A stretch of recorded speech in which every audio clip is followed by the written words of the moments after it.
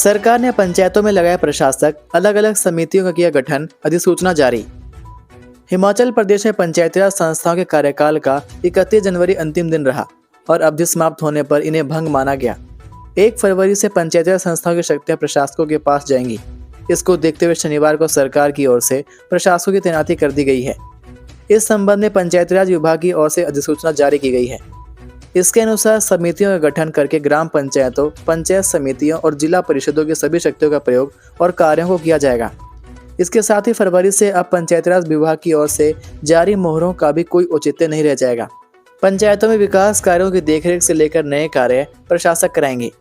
ग्राम पंचायतों के लिए खंड विकास अधिकारी को समिति का अध्यक्ष बनाया गया है, जबकि पंचायत सचिव सदस्य सचिव होगा।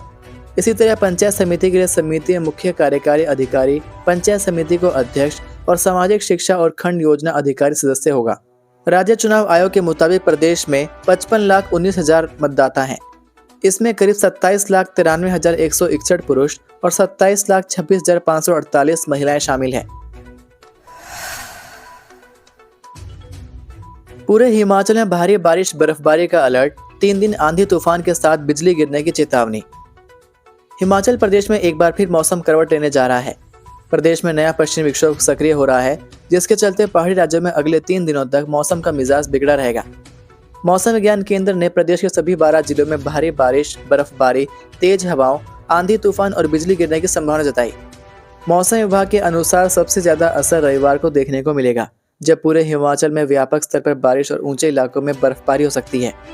ऊंचाई वाले क्षेत्रों में जहां बर्फ की मोटी चादर बिछने की संभावना है, वहीं निचले और मध्यम पर्वतीय क्षेत्रों में अच्छी बारिश होने का अनुमान है। पूर्वानुमान के मुताबिक 2 और 3 फरवरी को उच्च पर्वतीय क्षेत्रों में बारिश और हिमपात जारी रह सकता है, जबकि 4 फरवरी से प्रदेश में मौसम साफ होने की संभावना है। इस दौरान मौसम विभाग ने रविवार के लिए येलो अलर्ट जारी किया है। चेतावनी के अनुसार प्रदेश में 50 से 60 किलोमीटर प्रति घंटे की रफ्तार से तेज हवाएं चल सकती हैं, जबकि अधिक ऊंचे इलाकों में बर्फीले तूफान की भी आशंका जताई गई है। व्यक्ति के गले में 15 दिन से फंसी थी जिंदा जोक, आईजीएमसी में चुनौतीपूर्ण ऑपरेशन कर निकाली। हिमाचल प्रदेश के सबसे बड़े स्वास्थ्य संस्थान आईजीएमसी शिमला के डॉक्टरों ने एक बेहद दुर्लभ और चुनौतीपूर्ण मामले में चिकित्सीय कौशल का उत्कृष्ट उदाहरण पेश किया। जिला सिरमौर के पछाड़ क्षेत्र के एक 55 वर्षीय व्यक्ति के गले में पिछले 15 दिनों से जिंदा जोक फंसी हुई थी, जिससे उसकी आवाज बदल गई थी और उसे लगातार ऐसा महसूस हो रहा था कि गले में कुछ अटका हुआ है। समय पर इलाज ना मिलता तो यह स्थिति जानलेवा भी साबित हो सकती थी। पीड़ित मरीज सुरेश दत्त, निवासी गांव कंगर धरियार, तहसील पछात, को करीब 2 सप्ताह से बोलने में परेशानी और गले में अजीब सी हलचल महसूस हो रही थी। शुरुआती उपचार के लिए वह एमएमयू सोलन पहुंचे, जहां जांच के दौरान डायरेक्ट लैरिंगोस्कोपी में डॉक्टरों ने गले के भीतर एक काले रंग की हिलती डुलती वस्तु देखी। स्थिति की गंभीरता को समझते हुए उसे तुरंत आईजीएमसी शिमला रेफर कर दिया गया। आईजीएमसी पहुंचने पर मरीज को ईएनटी विभाग में भर्ती किया गया। विस्तृत जांच में सामने आया कि जोक गले में सांस की नली के बेहद नजदीक चिपकी हुई थी। यह स्थिति बेहद जोखिम भरी थी, क्योंकि जोक को पकड़ने या काटने की कोशिश में उसका कोई हिस्सा अंदर रह जाने या फिसलकर और नीचे चले जाने का खतरा था। डॉक्टर ने पूरी सावधानी और विशेषज्ञता के साथ आपातकालीन फॉरेन बॉडी रिमूवल प्रक्रिया को अंजाम दिया। अंततः सक्शन तकनीक का इस्तेमाल करते हुए मरीज के गले से जिंदा जोक को सुरक्षित बाहर निकाल लिया गया। पूरी प्रक्रिया करीब 20 मिनट में सफलतापूर्वक पूरी की गई। मरीज की हालत अब स्थिर बताई जा रही है और उसे अस्पताल से छुट्टी दे दी गई है। स्वजनों के अनुसार संभवतः यह जोक उस समय गले में चली गई जब मरीज ने गांव के पास किसी प्राकृतिक जल स्रोत या नाले का पानी पिया होगा। डॉक्टर ने ग्रामीण क्षेत्रों में रहने वाले लोगों को चेतावनी दी है कि बिना उबाले या फिल्टर किए पानी का सेवन ना करें। डीसी ऑफिस को मिली बम से उड़ाने की धमकी, नालागढ़ थाना ब्लास्ट केस में अरेस्ट हुए 2 आतंकी। हिमाचल प्रदेश के सोलन जिला के नालागढ़ में नए साल के पहले ही दिन हुए बम धमाके की जांच अभी चल ही रही थी कि बिलासपुर जिले के डीसी ऑफिस को बम से उड़ाने की धमकी ने प्रशासन और सुरक्षा एजेंसियों की नींद उड़ा दी है।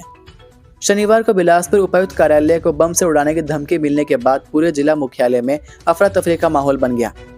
इससे पहले नए साल के पहले ही दिन नालागढ़ पुलिस थाना के पास बम धमाका हुआ था। इस मामले के तार पाकिस्तान और आईएसआई से जुड़े हुए पाए गए। मामले की जांच करते हुए पंजाब पुलिस ने 2 आतंकियों को भी इस मामले में गिरफ्तार कर लिया। इस मामले की जांच अभी चल ही रही थी कि बिलासपुर डीसी ऑफिस को बम से उड़ाने की धमकी ने माहौल को तनावपूर्ण बना दिया। डीसी ऑफिस बिलासपुर को बम से उड़ाने की धमकी उपायुक्त कार्यालय की आधिकारिक ईमेल आईडी पर भेजी गई थी। चौंकाने वाली बात यह रही कि ईमेल यूक्रेनी भाषा में लिखी गई थी।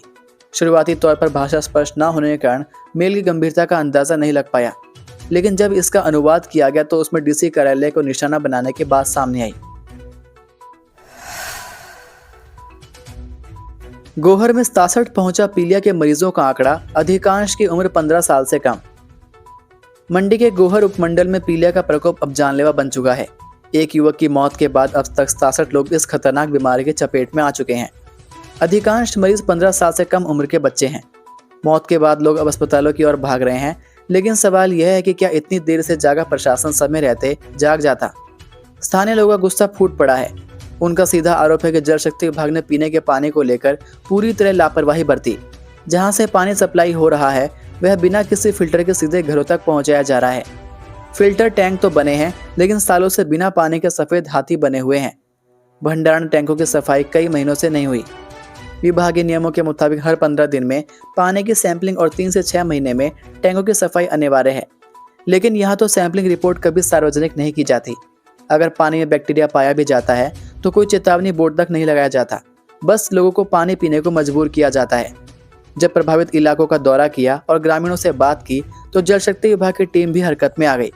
रिपोर्टर पहुंचते ही मजदूर टैंकों से गंदगी साफ करने में जुट गए। मौके पर ब्लीचिंग छिड़काव और सैंपलिंग के बड़े बड़े बोर्ड तो लगे हैं, लेकिन उन पर सफाई की तारीख या रिपोर्ट का कोई जिक्र नहीं है। विभाग अब सक्रिय दिख रहा है, लेकिन सवाल उठता है कि मौत होने के बाद ही क्यों जागे।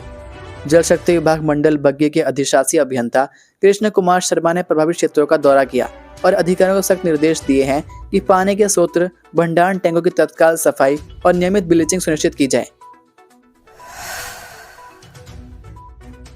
हिम बस कार्ड लागू करने पर सरकार लेगी फैसला, एचआरटीसी बसों में पुरानी व्यवस्था रहेगी जारी। एचआरटीसी बसों में फिलहाल बिना हिम बस कार्ड भी रियायती दरों पर सफर करने वाले यात्रियों और महिलाओं को बस किराए में 50% छूट मिलती रहेगी। अभी सरकार व एचआरटीसी प्रबंधन ने निगम की बसों में हिम बस कार्ड को लागू नहीं किया है। हिम बस कार्ड को लागू करने के लिए निगम प्रबंधन की ओर से सरकार को प्रस्ताव भेजा गया है। जैसे ही सरकार बसों में हिम बस कार्ड लागू करने के आदेश जारी करेगी तो बसों में हिम बस कार्ड सख्ती से लागू होगा। निगम प्रबंधन ने साफ किया कि हिम बस कार्ड बनाना अनिवार्य है, लेकिन इसे सरकार के निर्देशों के बाद ही लागू किया जाएगा। ऐसे में 31 जनवरी हिम बस कार्ड बनाने की अंतिम तिथि नहीं है और आगामी दिनों में भी हिम बस कार्ड बनते रहेंगे। प्रदेश में अभी करीब 75,000 ही कार्ड बने हैं, जबकि रियायती दरों में सफर करने वाले यात्रियों की संख्या बहुत अधिक है।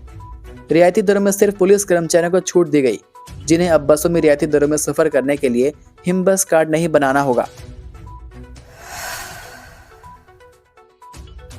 लोक सेवा आयोग की ओटीआर संबंधित वेबसाइट 2 फरवरी तक रहेगी बंद।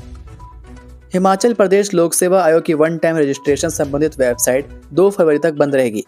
वेबसाइट की तकनीकी मेंटेनेंस के कारण आयोग प्रबंधन ने इसे अस्थायी रूप से 3 दिन के लिए बंद रखने का निर्णय लिया है। इस अवधि के दौरान उम्मीदवार ऑनलाइन आवेदन, शुल्क भुगतान व एडमिट कार्ड डाउनलोड सहित अन्य संबंधित सेवाओं का लाभ नहीं उठा सकेंगे। आयोग ने अभ्यर्थियों को सलाह दी है कि वे इस अवधि को ध्यान में रखते हुए अपनी गतिविधियों की योजना पहले से बना लें और वेबसाइट पर जाने से बचें। शनिवार को इस वेबसाइट का मेंटेनेंस कार्य शुरू हुआ। आयोग ने असुविधा के लिए खेद जताते हुए बताया कि रखरखाव कार्य पूर्ण होते ही वेबसाइट को तत्काल पुनः सुचारू कर दिया जाएगा। ये थे आज के मुख्य समाचार। हिमाचल प्रदेश की बड़ी खबरें रोजाना जानने के लिए सब्सक्राइब कीजिए DHP न्यूज़ चैनल को और बेल आइकन पर क्लिक करें, जिससे आपको प्रदेश की बड़ी खबरें हमारे द्वारा मिलती रहें। वीडियो को लाइक और शेयर ज़रूर कीजिए और आप हमारी वीडियो कौन से शहर से देख रहे हैं नीचे कमेंट करके ज़रूर बताइए। वीडियो में अंत तक बने रहने के लिए आपका बहुत बहुत धन्यवाद। जय हिंद, जय भारत, जय हिमाचल।